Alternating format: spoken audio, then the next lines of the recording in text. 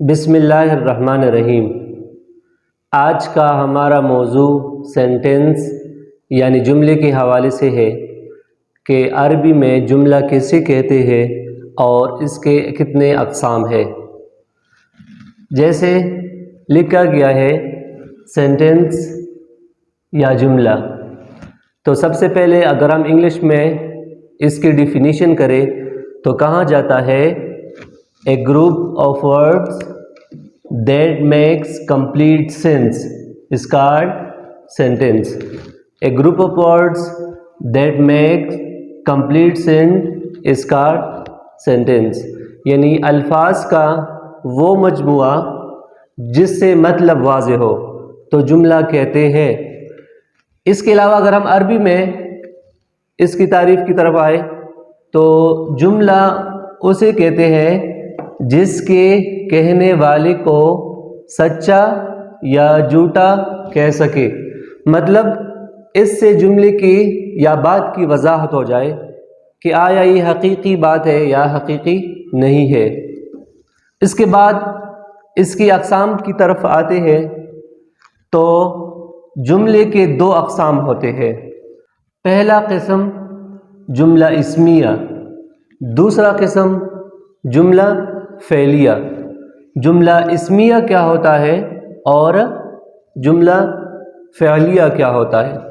تو جملہ اسمیہ وہ ہوتا ہے جس کا پہلا حصہ اسم ہو اور دوسرا حصہ اسم یا فعل ہو۔ یعنی جملہ اسمیہ اسے کہتے ہیں جس کا پہلا حصہ کیا ہو، یا ہمارے پاس وہ اسم ہو اور دوسرا جو اس کا حصہ ہوتا ہے یا وہ اسم ہوگا یا وہ فعل ہوگا، تو اسے ہم جملہ اسمیہ کہتے ہیں۔ جیسے مثال میں ذکر ہے زید عالم، زید عالم، یا دوسرا جو مثال ہے اس میں لکھا گیا ہے زید کتب، زید کتب۔ یہاں پر اگر ہم غور کریں تو زید کا لفظ ہے وہ اسم ہے کیونکہ اس پر تنوین ہے۔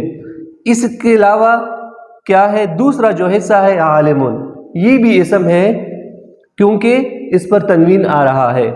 اس کے علاوہ کیا ہے، اگر دوسری مثال کی طرف دیکھ لیں تو وہ اس کی تھوڑی سی اور وضاحت ہو جائے گی کہ اس کا دوسرا جو حصہ ہوتا ہے یا وہ اسم ہوگا یا وہ فعل ہوگا۔ تو یہاں پر اگر ہم غور کریں پہلا حصہ تو اس کا کیا ہے، وہ اسم ہے، زید اسم ہی ہے، لیکن اگر دوسرا حصہ اگر ہم دیکھ لیں تو وہ ہمارے پاس فعل ہے، کتبہ، یعنی انہوں نے لکھا، یہ کتابت سے ہے۔ تو یہاں پر اسے ہم جملہ اسمیہ کہتے ہیں کہ یہ وہ الفاظ پر مشتمل ہوتا ہے جس کا پہلا جو حصہ ہوتا ہے وہ ہمارے پاس اسم ہوتا ہے اور دوسرے حصے میں کوئی پابندی نہیں، یا وہ اسم ہوگا یا وہ فعل ہوگا۔ اس کے علاوہ مزید اگر ہم اس کے بارے میں جانیں تو پہلے حصے کو جملہ اسمیہ کے پہلے حصے کو ہم مبتدا بھی کہتے ہیں، اس کے علاوہ دوسرا جو حصہ ہے اس کو ہم خبر بھی کہتے ہیں۔ اور مزید اگر ہم اس کو اور مزید جاننا چاہیں تو پہلا حصہ اسے ہم مسند الیہ بھی کہہ سکتے ہیں اور دوسرا جو حصہ ہے اس کو ہم مسند کہتے ہیں۔ اس کے علاوہ دوسرا جو قسم ہے وہ جملہ فعلیتن کہلاتا ہے۔ جملہ فعلیتن کیا ہوتا ہے، جیسے لکھا گیا ہے جملہ فعلیہ وہ ہوتا ہے جس کا پہلا حصہ فعل ہو اور دوسرا حصہ فاعل ہو۔ یعنی جملہ فعلیہ میں دو چیزیں ہوں گے، اس کا جو پہلا حصہ ہوگا وہ کس پر مشتمل ہوگا، وہ ہمیشہ فعل ہی آئے گا، اور ساتھ ساتھ میں دوسرا جو حصہ ہوگا وہ فاعل ہوگا۔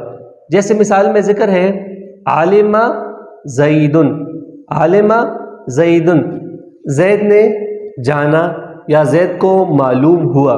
تو عالمہ یہ جو ہے یہ عربی کے لحاظ سے یہ فعل ہے، فعل ماضی ہے، تو اس کا پہلا حصہ کیا ہو گیا، یہ فعل ہو گیا۔ اس کے علاوہ دوسرا جو حصہ ہے وہ کیا ہوگا، اسی کا فاعل ہوگا۔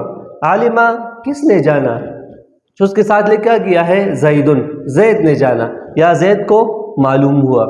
اس کے علاوہ دوسرا جو مثال ہے وہ بھی بالکل اسی جیسے ہے، جلس بکر، جلس بکر، بکر جو ہے وہ بیٹھ گیا، تو یہ جو پہلا حصہ ہے یہ بھی ہمارے پاس عربی کے لحاظ سے فعل ہے اور اسے فعل ماضی کہتے ہیں.